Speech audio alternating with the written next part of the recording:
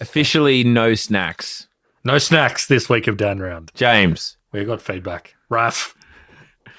No snacks. No snacks. No pizza shapes, no chips, no crunchy little chocolate balls. No delights. No pretzels. It's all out. Well, we'll crack a tin, but I think that's table stakes. Yeah, you can handle one kind of tin crack and So- perhaps a sip or some glugs. But no, you're right. We hear you. We see you. We've heard the feedback. No more crunching. No more crunching. Crunching's out. We've done our crunching pre-microphones being turned on. You know, we're big leagues now. Hundreds of paid subscribers. Hundreds. You know, people are paying for it. So We're a bestseller. We're a Substack bestseller. Substack tells us bestseller. Gives us a little tick. Bestseller. You can go check for yourself. And those people are obviously not paying to hear disgusting little mouse sounds. No. You know? But you know what being a Substack bestseller gets us access to? Go on. Substack Notes. Everyone has access to that now. No, Substack Beta. Substack Notes Beta. Yeah, that's done. It's well and done. But I'm trying to... Oh, you're ginning up I'm energy. doing Okay. I'm doing a segue. It's a segue again. Got it. Fucking hell. I'm 0 from 2 on segue attempts. I'll leave it to you. I'm 100%.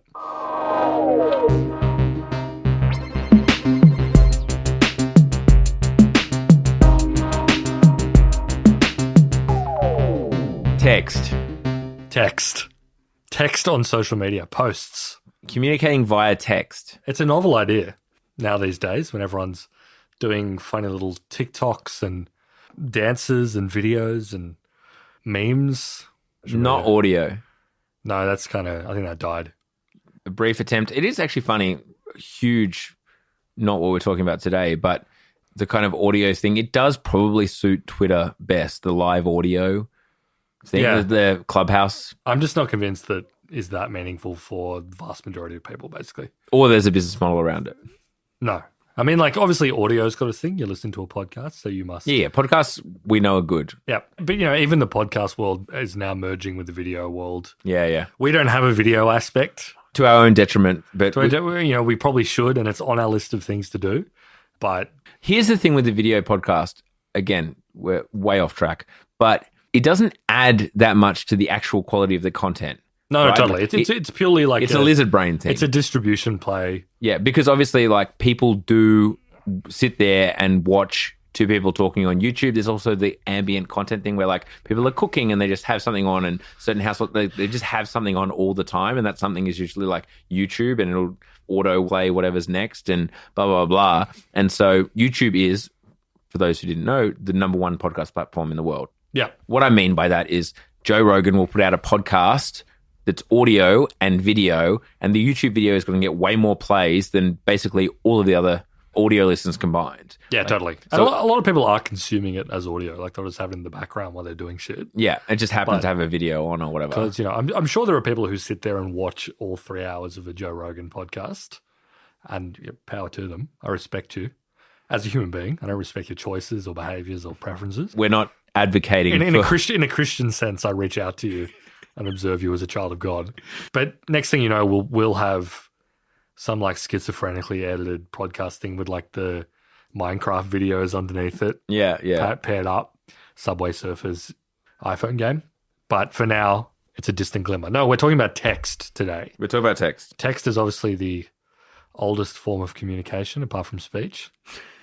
You know, the written word. And dance, probably. You know, the moment that they crystallized human thought. Art, I'd say. Okay. Fourth. There was a fourth. Okay, it was fourth, fifth. I don't know.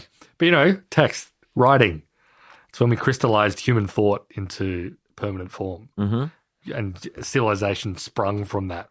In the digital world, it was the first form of Okay. digital communication. We love to go back in Darwin. We love to plumb the depths of history. But you're right, yes. Obviously, it's fallen off in recent years. Facebook used to be a text platform. Yeah. And it has drifted away to being God knows. brain dead reels. I don't really look at it that often.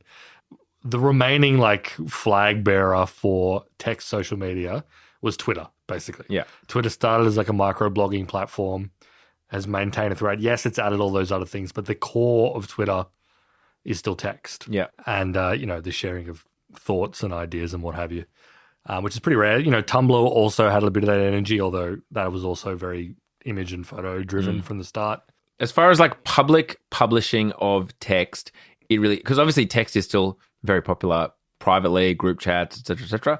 But public sharing of words is Twitter, to the extent where like if one were to do it on Instagram, despite the fact that it has captions, they're more likely to take a screenshot of notes. Yeah.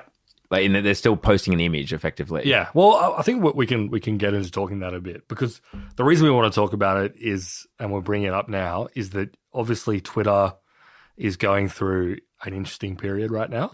Obviously, Elon Musk acquired it, still kicking along. A lot of people are using it, but well, the nature of social networks is the network effects are very powerful, right? Like it's very hard to compete with an existing social media site who already is established because they have the network effects. You already follow your friend. Your friends are on it. Their friends are on it. The celebrities are on it. The people you're interested in following are on it. The athletes, the celebrities, the journalists, the writers, whatever, they're all on it. Network effects, the basis of social media. So spinning up a Twitter clone is basically pointless to compete with Twitter when you don't have the network effects. Like, how are you going to acquire users? Why are people using you and not Twitter? Well, the answer of why are people using you and not Twitter now, well, it's an open question for the first time in 10 years. Yeah, it's an open question. There's still a desire for, admittedly, a smaller chunk of social media to have to like discourse with text. When Twitter was at kind of like the height of its relevance or whatever. And, Twitter always had that weird conflict, which we've talked about ad nauseum on this podcast, basically, where it was kind of like, of all the major social networks, when you compare it to like Facebook, Instagram, Snapchat, places like YouTube, whatever, always had a much smaller user base, but a disproportionately like elite user base. I include both of us in that calculation. We're both pretty elite. I don't mean it necessarily in like a social class sense, but like just as like some aspect of our life is highly elite. Just an objective appraisal of us as people. We're highly elite. It was always smaller, but there's obviously a need. What social media always came up when it was like a newsreader would come up on the screen, like their Twitter would be like displayed at the bottom. Yeah. Or like talk to us on here.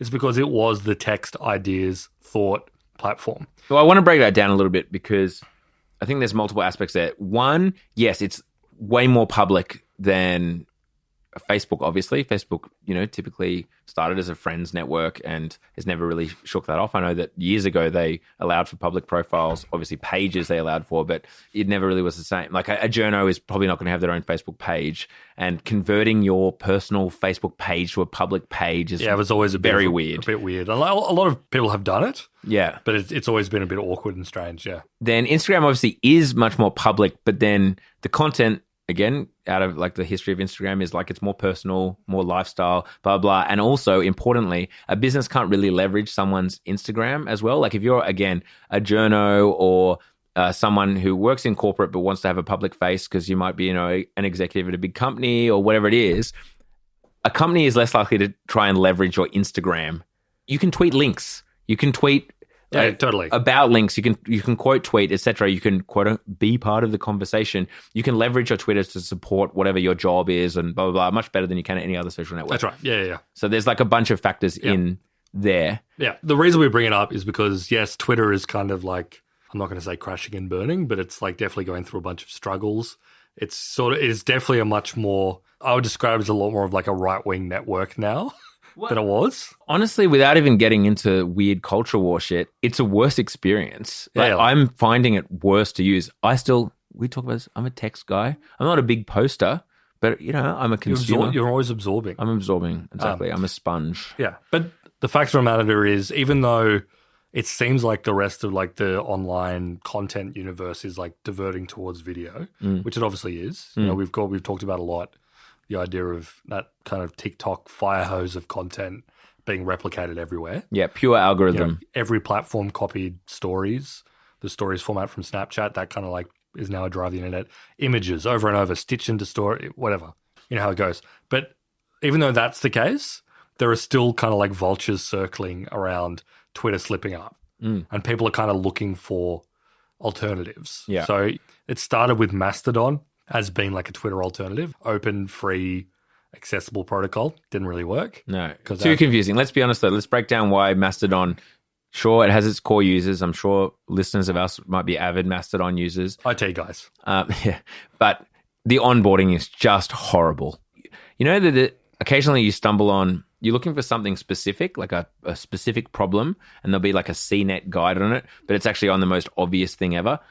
I was trying to do some smart home thing that was like quite complex, but everything just kept bringing me back to like how to add a light to HomeKit. I'm like, I'm not trying to do that. I'm trying to create like a mesh network thing. Like, well, that's not what I'm trying to do.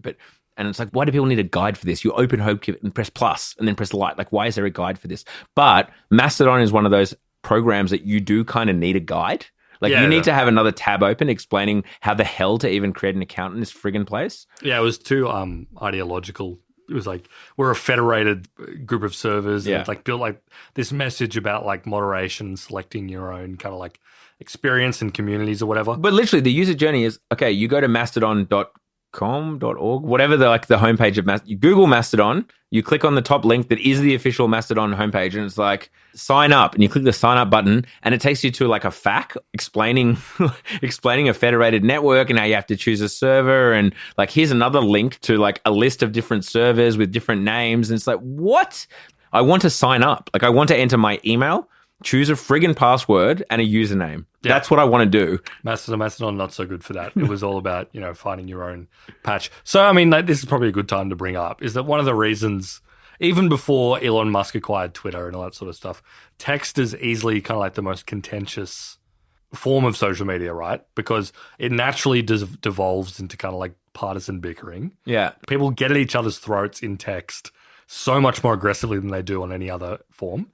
Even like, TikTok can be a pretty vile place in terms of like people getting into like drama and arguments and beefs or whatever. But like, it's so hard to follow. People they stitch with other people's videos on TikTok. And like on YouTube, they do response videos and then people argue in the comments. On Twitter, someone is at someone's throat about something, or someone has made an ill-advised post and got cancelled and had like 9 million people scream at them.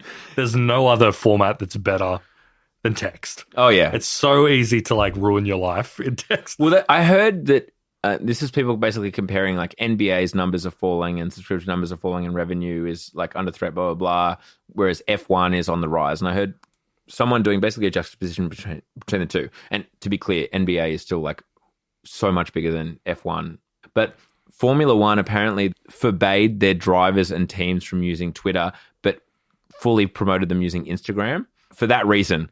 Whereas a basketball star can fire off an opinion about COVID on Twitter very easily or reply to a tweet from Biden or Trump or who knows, it leads to God knows what. On Instagram, it's a lot harder to get yourself into trouble. Yeah, exactly. Text is it's the best format for expressing yourself and having free speech and doing whatever.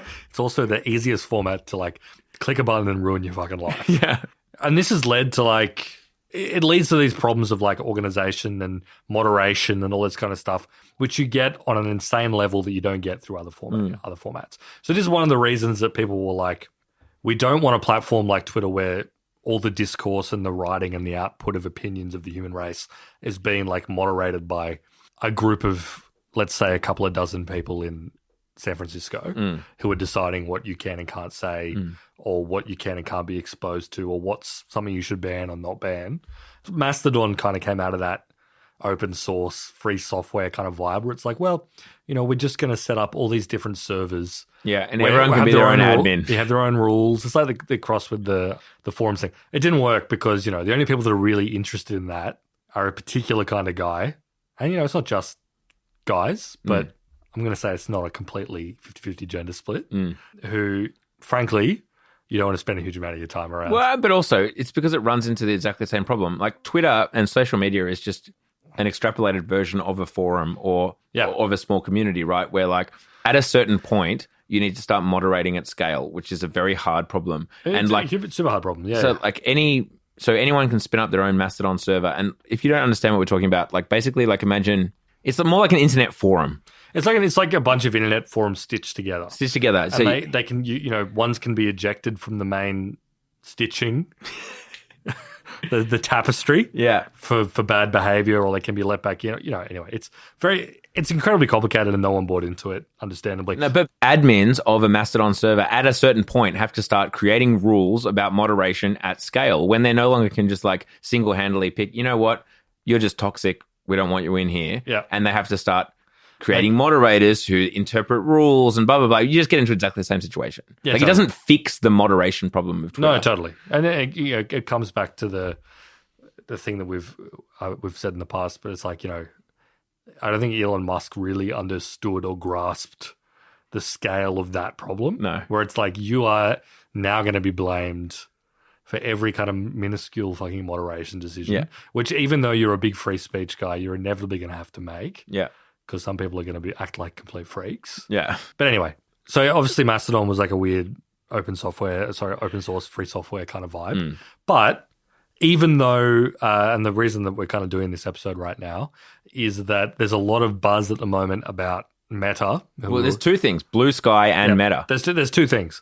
Blue Sky, which it was originally a project that was really supported by Jack Dorsey while I was at Twitter. A lot of people think about it erroneously as being like a Twitter project within the core Twitter team, but it wasn't. It was just like really closely supported and watched by Twitter. It was like Jack Dorsey's big dream that they were going to build a version of Twitter which was kind of like Mastodon. Yeah, it's basically just a Mastodon version of Twitter. Yeah, where it's like open protocol like email. Yeah. Nobody owns it.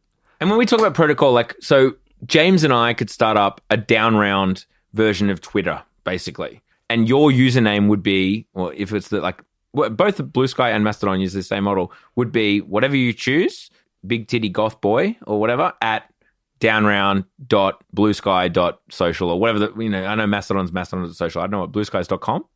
I can't remember. Yeah. Dot whatever. Don't know what the top level domain is. So that's kind of like your home Twitter network. Now you still can follow people outside of the downround federation, I guess. What are they called? I don't know, server, whatever. But it's just like, that's just your home server. That's right. The idea is that Blue Sky are building something called the AT protocol, which is kind of like a text video communications protocol. And then you can build whatever kind of software you want on top of that to kind of like view the content within. And Blue Sky is just one of those. Yeah. And so, for example, though, an organization could create a server that's like internal to them, and you can build certain rules around like your server or whatever. The same So if you work at Telstra or whatever, they could internally have the telstra.bluesky.com or whatever internal server for only people who work at Telstra would have like an account at Telstra, and it's only used internally or whatever it is. That's right. Yeah. So you can access it in whatever different ways. And there's all kind of ideas that come from this. It's like, okay, well, the Australian government could have our own. I could have my Raphael Dixon at australia.bluesky.com, and that's my identity verification that I can use online as this digital ID that confirms that what I'm posting or the document I'm signing or whatever is really me, and blah, blah, blah, blah, blah. Like all these big dreams. Yeah. So it started off as like a really bold, I mean, it still kind of is, to like build this protocol, which it's like email. No one thinks about email as being like political or politicized. It's just like, it's an open protocol that gets accessed by all different kinds of providers. And I think for tech people, there's a real attraction here where it's like, no one is talking about shutting down the email program. No one talks about shutting down Gmail or Proton Mail or whatever. They're all just like completely neutral. Yeah, and no one blames Gmail for the contents of an email that's sent to you. Exactly. It's completely neutral territory. Whereas obviously on Twitter, the moment someone posts something horrible, it's not just a problem for the person who posted it, it's a problem for Twitter for allowing it to exist. Or copyrighted content, etc. Blue Sky, the AT protocol, they kind of want to resolve this problem. Mastodon did to a certain extent, but from a different direction. But that was kind of the grand vision, still is, but also Blue Sky wants to be, or is building itself up as, and is being treated as, it's a Twitter alternative. It's basically a Twitter clone. It's a Twitter clone and a Twitter alternative where you can get away if you don't like what Elon Musk is doing. Yeah, that's literally basically how it's being pitched. It's funny for them doing it as like, it's an open protocol. The way they're rolling it out right now is like very, very tight, classic social media, kind of like Clubhouse kind of vibe. Yeah, invite only. Invite only, and it's like every person that signs up only gets a very small number of invites. Oh, and I should say, unlike Mastodon, whilst it is that federated structure, you sign up to username.bluesky.com, like as in you are There's one server, and it's the Blue Sky server. Apparently, you can create your own servers. I have. I've done it with mine. Yeah, I'm at jrhennessy.com. And it's hosted, or it pings off my URL. Yeah, but it basically feels like signing up for Twitter. It does. It feels basically like using Twitter. You don't need to use Twitter. A FAQ. There's no video. No, exactly. Once you have the invite code and whatever, it's really, really seamless. But it's interesting. It definitely has a little bit more juice than Mastodon. It has a bit more swag. It's got a nice app icon. It's like anti-icon. It's anti-design. Yeah. It's undesigned. But like there are lots of people on there, I guess you could say like big posters and celebrities and shit have signed up for Blue Sky versus Mastodon. Well, AOC was saying it's great. And you're right. It's like it's the perfect launch. Yeah. Everyone wants to be on Blue Sky now because big celebrities, and, you know, in the case of like AOC, she's like political figure or whatever, are endorsing it saying, you want to be on Well, this. the one thing that made me think it has the juice, so I got an invite and I've been using it a little bit. I guess nice and liberating that there's still not that many people there. Mm. So when I post something, it's almost like early days Twitter. 5 people will like it. It's funny. Yeah. But the thing that made me think this maybe has some juice is Jimmy Fallon signed up. Mm. So he signed up. Jimmy Fallon. He's, for you, that's the big symbol. No. But it wasn't. let me finish. This is the snowball effect. Let me finish. Jimmy Fallon signed up. Wait, if you said Trump, You gotta wait. So he signed up. He posted like this really casual selfie of him with like a Nintendo Switch with the new Zelda on it. Mm-hmm. So he was like, "Hey, I'm logging into Blue Sky," kind of vibes, and it's really me. It's not like my team doing tweets. And then all the replies were just like people fucking screaming at him over the writers' strike. But like getting fucking mad at him. And they're like, you piece of shit. Fuck you. Pay your writers. And it's just like a wall of those posts. Just people screaming at celebrities. I was like, it's got the juice, baby. This is the thing that makes Twitter work. Yeah, just like people just choosing someone to hate for a day. Well, it did make it work until now every single reply is a blue check saying, haha. Yeah. Oh, wow, that's crazy. Exactly. You have to scroll through 900 of those before you actually see like a real hot reply that's funny. Yeah, no, totally. I mean, this is like one of the... I feel like Elon Musk, even though it's very easy to like laugh at him and be like, this guy's a completely red-pilled fucking idiot, which I think is a completely fine stance to take. Surely he would look at the quality of the people who have signed up for his subscriptions that he's boosting. And even he must have like a spark in the back of his mind, like, this is not good. Like, we need some cooler people here. Replies to tweets is core functionality, right? Like that is core. Very important is being able to read the replies to tweets. Yep. Now those replies are shit. Like they're not worth checking. If a tweet has more than a few retweets, has more than 100 retweets, it's not worth checking the replies. Because all the replies, because all the blue ticks are at the top. And that's part of being a blue tick is you get to have your replies surfaced to the top. Meritocracy, down round. We're very pro we're a meritocracy podcast. Exactly. We love elevating talent. It's not funny. There were plenty of problems with the old blue check system, and obviously those people got elevated before. Plenty of problems, but in a pinch, it meant that all the people at the top of the prize were like relatively prominent, or like journalists, or like celebrities, or whatever. But they also weren't. It feels to me right now they're way more aggressively boosted. It's like once the shittest blue tick, least engaged reply has been posted, then you get to see the best non-blue tick. Yeah. A wall of blue ticks, which anyone can get, and so there's far more of them now, until you get to the first non-blue tick actually making a funny comment. As opposed to before, like, yeah, sure, you might have some annoying blue tick, I don't know, sucking up to someone, but trying to be funny also because they know that they exist within a world of replies where people are like providing entertaining value. No, exactly. And value. But like the second one might be just someone posting the emoji of like the pig with the poo on the bum, like it's a great picture. It's a great picture, very funny. You don't see it now because the blue ticks don't know. They don't know the culture, the legacy that they're upholding. Although I will say that Blue Sky does have, having vegetated there a little bit and read how it's going along. And as I said, it has a bit more of the juice than Mastodon did. Mm-hmm. It does have a bit of the vibe of kind of like a retirement home for like 38-year-old former tweeters. Yeah. Guys that are like past their prime. Yeah, I mean, like I could probably include myself in this. Mm-hmm. Guys whose posting days are behind them. Yeah. And they're sitting around just reminiscing about the good old days. Yeah. That's not like an energy that you crave for a place that you spend your time. So there's that. No one wants to see an aging rock star. No, not exactly. Exactly. It's like seeing Motley Crue on tour in 2023. You know, they're doing the moves. They're going through the motions. But is it the same as seeing them on the Sunset Strip in 1985? I don't think it is. Which leads us to what you teased earlier and is really the catalyst for this episode. Which is the fact that the big boy, Meta, Mark Zuckerberg, Facebook, etc., are gearing up to launch a text-only social or like text-driven social network. It looks like Twitter. Which will look like Twitter. Except with the Instagram emojis underneath it, like the reactive. You know, it's like Instagram like outline heart and stuff. Yeah. So which is the only real difference. They've kind of been testing this stuff. Instagram has statuses which people used for like a week, and now when you look at it, like it's very weird and one messy. of your friends will, and every single time the message is something like, "Oh, I didn't know this feature still existed." But it is fascinating that, you know, Instagram, Facebook for and Meta, whatever, they've been moving away from like text-based media for a while. At least like public text-based stuff. Yeah. Facebook groups still big, but WhatsApp obviously still big. Their biggest focus right now as a company is Reels, you know, making stuff even more video focused. The whole story of Facebook and Meta and Instagram, as we've talked about on multiple episodes, is like we are going heavy on video. Yeah. They're gearing up. And Reels is growing. I think we mentioned this on our subscriber-only episode.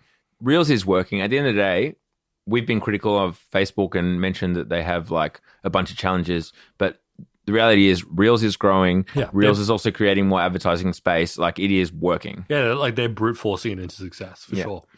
Obviously, they would love it if TikTok were banned. Yes, but yes, and they're obviously gunning hard for that in the background. But they're well, not even in the background. As we've mentioned, there was articles 6-9 months ago about how they'd hired a PR agency to specifically try and plant anti-TikTok stories in major news outlets. Because yes, the number one good thing for Meta would be TikTok being banned. But despite all this, they sniff blood in the water. They smell blood in the water. They're like, okay, Elon is kind of like fumbling the bag here a bit.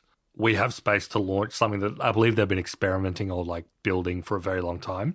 Their text-based social media equivalent, their Twitter, which will, it seems, link really closely to your Instagram social graph. So you'll use your username, your like bio and status will come across from Instagram. Yeah, you log in with your Instagram and stuff. Exactly. And I kind of get the strategy beyond the fact that they're looking at Twitter and being like, we can get a slice of that. It is interesting that they still think there's a lot of value in here. But also, if you use Instagram, there is like a fuckload of text content on Instagram. Like people naturally use it to post like text-only posts or like especially on stories and stuff. Lots of memes get shared. And the sheer volume of accounts on Instagram, which are literally just like posting Twitter screenshots. Yeah. Well, as well as links. The ability to post links is just still... Instagram is not the platform for links. Yeah. And I do think it's no great coincidence that it comes at the same time that they're opening up to having more links in bio. Yeah. To like crush, what do you call Linktree. it? Linktree and the equivalents.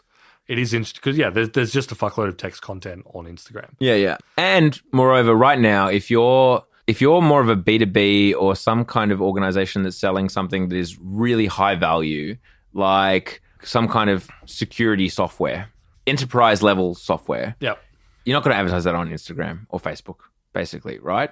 Like these big enterprise level plays or even just things that people might buy, but like life insurance or something like that. These bigger plays that Google owns, right? Yeah. Like if someone's searching for InfoSec provider or consultancy or whatever, Google owns it. You're not going to bother targeting these kind of niche areas that are really high value, like there might be thousands or tens of thousands a year in the individual case. In the enterprise level case, like you're talking millions a year or hundreds of thousands a year. Like no one's advertising that on Facebook or Instagram. I mean, they might be, but it's, you're less likely to spend budget there. Whereas somewhere like Twitter, as you say, it's a high value audience. I get ads for like Raytheon and shit like that on Twitter. Right? Twitter ads have always been completely busted. You're more likely on that text-based platform where people are kind of clicking through to articles and reading more and subscribing to newsletters and blogs and reading. Like they're reading. You're more likely to be able to push people towards like a content play, be it a blog or be it some like information in these areas where people are looking for those big contracts. They don't work on Instagram or Facebook advertising there. So there is like some value I can see for Meta in No, I agree. in It's opening like, up a tech space. there's a whole like spectrum of advertising money that currently goes into like full page ads in a newspaper, which is like, something where you need to read or like absorb the message or the information, which again, yeah, it's not going to work on Instagram. That's where it's more like either something that's immediately impactful visually or like sending you through to a checkout. It's bottom of the funnel. Exactly. It's bottom of the funnel, Instagram. It's perfect for that. Spur of the moment purchase is what I mean by bottom of the funnel. Something that you want to have the least amount of friction. I'll bring it out again. Galaxy projection on your room. It's like, I didn't know I needed that, but sure. They say they got 50% off. $29 seems pretty good. And I can click twice and buy it. We did have someone comment on our last post on the Substack from, I think, our last paid episode that they have the Galaxy projection on the ceiling. I got it too. Oh, well, I just got it. I had to. Yeah. That's good stuff. It's in my daughter's room. Oh, great. Did she like it? Oh, she loves it. Amazing. Did you buy it from an Instagram ad? No, Amazon. Okay. It's all the same. It's all the same bucket of shit. Oh, it's the same. You look on Amazon and there are like 40 different ones that look exactly the same that are obviously made in the same factory, but different names, different prices. Yeah. Different. And as long as it's Prime. Yeah. But I think, it is interesting, given all this, as I said before, that like these text-based social media, even though it's not a money printer like video and image-based stuff, which is why the main Meta products have gone that way, but like it still maintains a really like strong part of the internet. As I said, Twitter has never been the biggest money printer. It's never made a fuckload of money, which is one of the reasons that, Elon was able to swipe in and take it, etc. But it attracts a certain kind of user who has disproportionate influence. All the politicians are on Twitter. Well, brands use it for announcements. They're not using like Instagram for like a PR statement. No, because that's where, and like journalists, media love using that. The people that then will take your message and distribute it far and wide through their channels, they're not finding it on Instagram. So it's interesting that like it still maintains that like really strong core part of how like social media and the internet works, even though it's not what the majority of people use. The interesting thing to me is that it's a separate app, right? Yeah, it looks like it's going to be a separate app. You're going to have to download a separate app, which is a little cowardly. If they made it a tab on Instagram, all hell will break loose in a good way. That'll work. That will work, right? As there is a tab on Instagram, all of a sudden where you can post statuses and everyone you're following can also post statuses. That first week would be amazing. Who knows what's going to happen there? But that'll work as well. Like that will get the uptake if all of a sudden there is just like a Twitter on your gram, I guess. Well, it may actually pan out that way because, Yeah, this might be like a vague test and they bring it in. Because like, Facebook have launched a lot of separate apps for things that never ended up being features. Like, Boomerang. Yeah. Like the Boomerang videos where it's like, God knows how much money was invested in so you could have a video of like two people putting their fucking mojitos and clinking them and they're going back and forth like a GIF. The secret is to start with the cups in and then pull away. Yeah, exactly. And it goes back and forth. It's beautiful. I mean, that started as an app. You had to download Boomerang to do it. Yeah. Now it's integrated into Instagram. They had Slingshot, which was like I guess the Snapchat was like an early... It was like a personal... did you DM videos or something? It was weird. I'm pretty sure it was like ephemeral video and stuff. It was like Snapchat, but it was Facebook's one that was called Slingshot. So, and then, obviously now you can kind of do that through Instagram story or Instagram messages. Yeah, I guess Periscope and Twitter, etc. Periscope and Twitter, and then they go... Yeah, exactly. So it could very well be that they're going to roll it as an app and see what the take-up is and then maybe... And make it work and shit. And then roll it into the central platform. And I actually think that they may have like a really good shot at that because they would immediately be able to absorb celebrities. Yeah. And then the second order one who I think is like actually massive, which is like meme makers. Yeah. Like people who settle down and just like the people who just run like Instagram meme accounts and Twitter meme accounts. Yeah. It's on the Instagram sides, people have like screenshots of funny tweets. Yeah.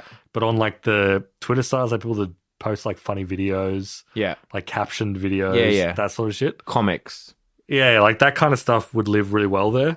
The thing that I think is really interesting and a big question, I think, for like text-based social media, is it even possible to launch one now that doesn't immediately politically polarize, because the vast majority of them have immediately taken on like a certain kind of political character.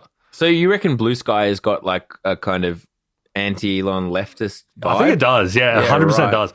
The vibe, it could. I mean, obviously it's going to be helped by like the social graph. It has like a fairly good recommendations engine, which kind of reminds me of the old Twitter one, where it's like recommends you a bunch of things based on who follows who and whatever.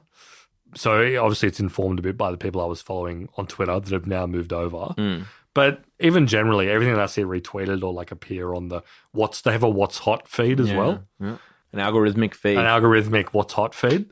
And it's all people complaining about Elon Musk and like vaguely lefty kind of politics. It definitely breeds like a kind of progressive-ish site. And obviously we don't need to talk about the fucking like, obviously there's Trump's one, Truth Social, Parler, Gab. Yeah, obviously those are like right-wing versions of it. Back when they thought that Twitter was like really left-wing in its moderation and what have you. All these platforms just immediately polarize and they only collect people that have a certain side. Yeah, whereas Instagram/Facebook for Twitter is going to be a dumpster fire. I feel like it won't be politically polarized. It'll just be like the biggest morons of both sides. That's why I think that it could be seriously great because, as I said, there's a bunch of celebs and athletes or whatever who never were on Twitter because it wasn't their space. Typing out words wasn't their space. The visual medium was better. And many will argue it is a better medium, like words are unnatural. The written form is unnatural.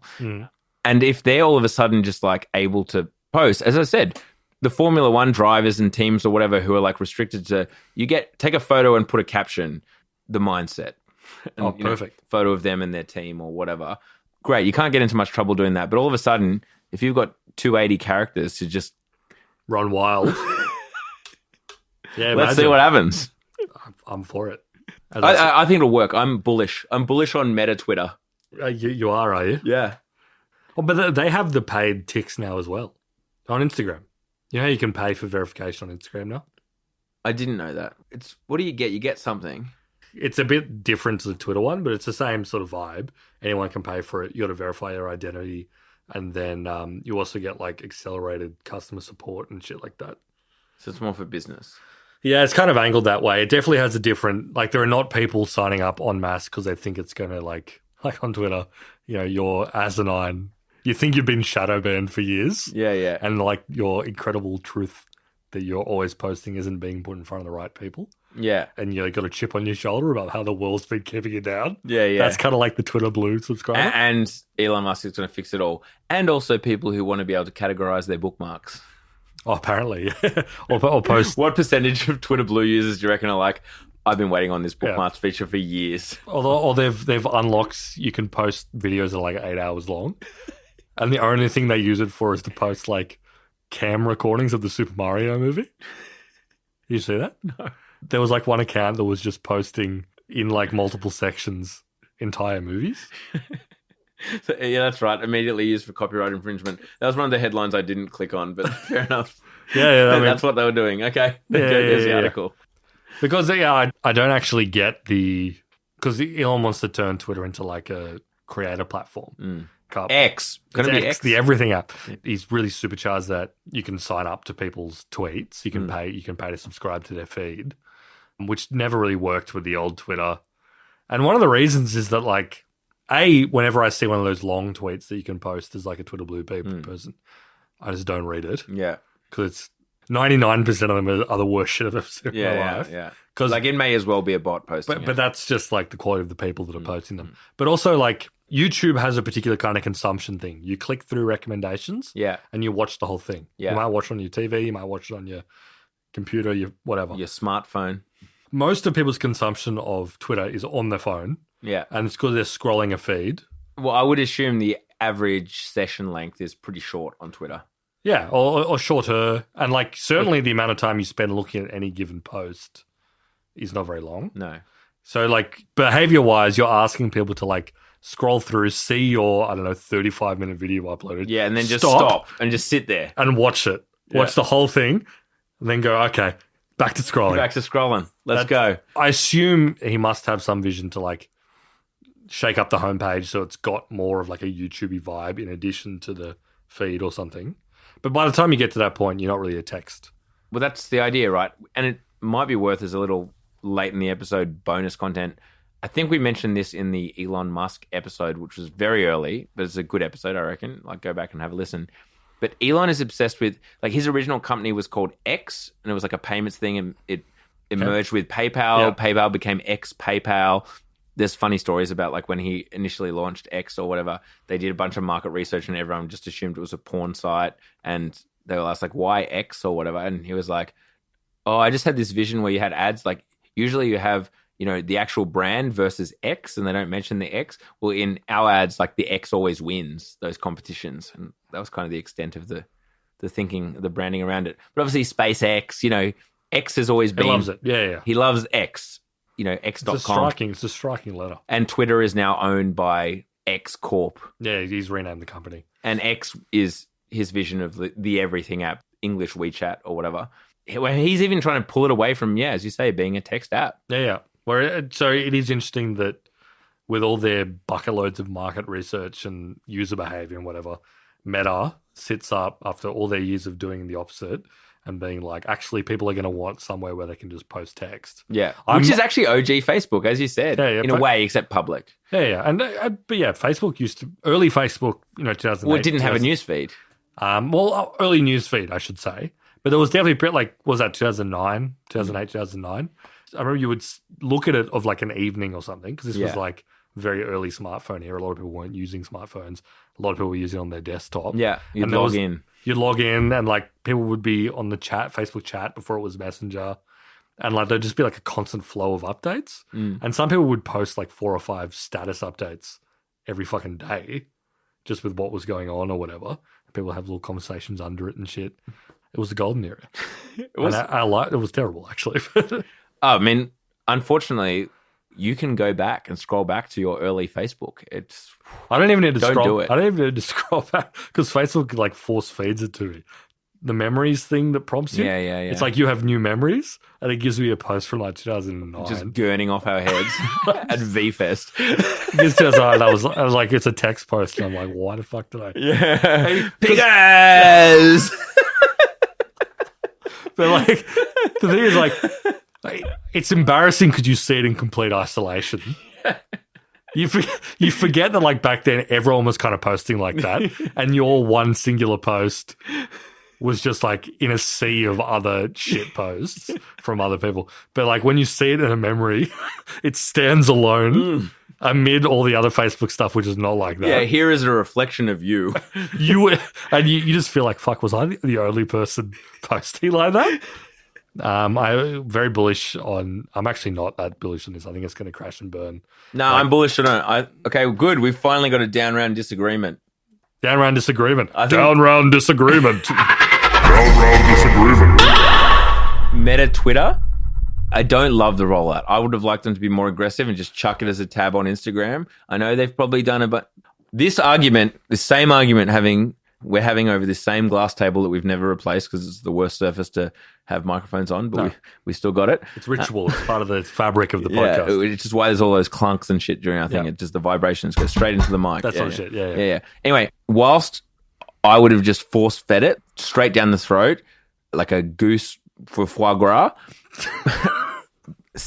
I'm still, even though it's a separate app, I'm bullish on it. I think that it's going to work. It's going to be anarchy in a good way. Mm-hmm. So I'm pro. I think it will work for a little bit because a lot of people will jump on it, and I assume it's going to be pushed really hard for the main app. But I have kind of like the doomery sort of view where it's like the existing platforms that got in at that early era of social media are kind of like locked in.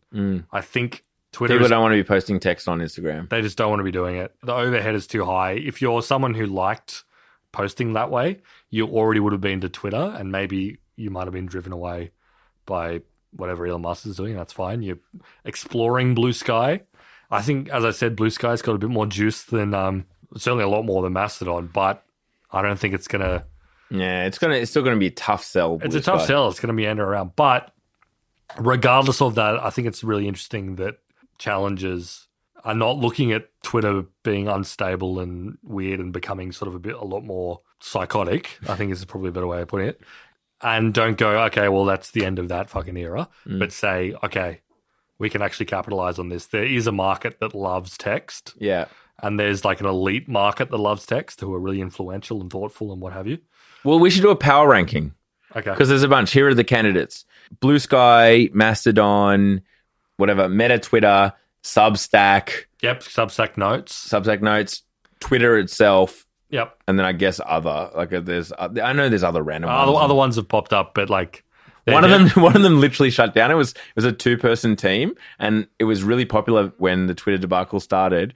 And basically security researchers were like, oh yeah, like all your DMs are public and possibly also your passwords. And literally it was like kids. It was like like a 17-year-old and a 19-year-old. And they were just like, they got 1 million users within like a month. And they were just like, we literally don't know what we're doing. We're just shutting this down. We've caused, like, we can't handle this. A bunch of them popped up during the turmoil. It was like post.news.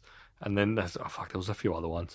But they are all firmly in the other category because I don't think they're taking the world by storm. All right. So you reckon number one, I'm assuming you're saying Twitter. Yeah, just by pure force of forward momentum, it's going to maintain its energy for a little while. I guess we should give it a time limit. So in, let's say 2 years. In 2 years. Yeah, okay. 24 months from today. Yep. Like obviously, in general, it's best core play, like bet on the incumbents. Yep. It's the same with AI. We'll get into that in another episode.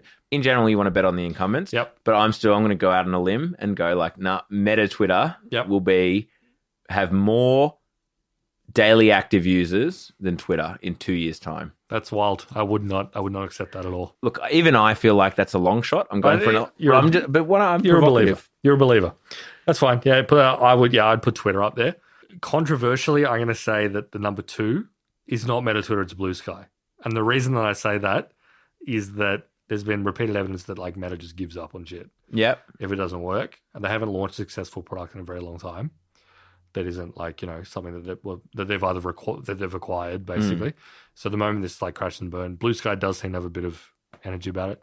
I'm going to give that, followed by Meta Twitter, followed by Substack Notes, which no one is using. Yeah. Look, Substack Notes, I think could even be other. Yeah, I'm going to go 1 Meta Twitter, 2 Twitter, 3 Blue Sky, 4 whatever Substack Notes / 4 other, 5 Substack Notes. Yeah, because like Reddit might have a Twitter equivalent that's better than Substack Notes. To be honest, they're a better platform for it. If we take an expansionist view of this, I would just put Reddit number 1 and say it's already the number 1 text platform.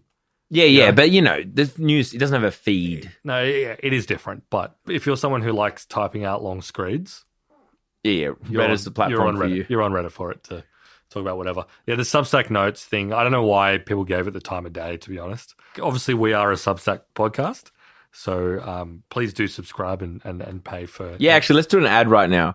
Sorry again to the people who do pay for this. Like, because of the Substack's fucking limited features, you have to listen to our ads. But, okay, that is the one negative of signing up to Substack Notes. You will still hear this ad in particular, but just search Down Around Substack and you get an extra episode. What are we doing this week? Something really good. We're talking about the headset because Apple's about to announce its new headset. So we're talking about that. VR. We're talking about other ones. That'd be good. As well as the whole back catalogue of all of the other. We've made so many predictions that only our subscribers heard. And possibly, I'm not saying this is not financial advice, but had they put down $1,000 on some of the predictions that we made not 6 months ago, they'd be millionaires. They'd be millionaires. They'd be living in solid gold houses. Yeah. Unfortunately. But anyway, sorry. You should sign up to our Substack. But now that we've made that clear, Substack Notes, which was like, yes, their Twitter competitor, stupid. No one... It was built around creators. It had no real reason for someone who wasn't a creator, someone who had a Substack newsletter or podcast or whatever, to sign up. No. Well, this is the whole problem with Substack.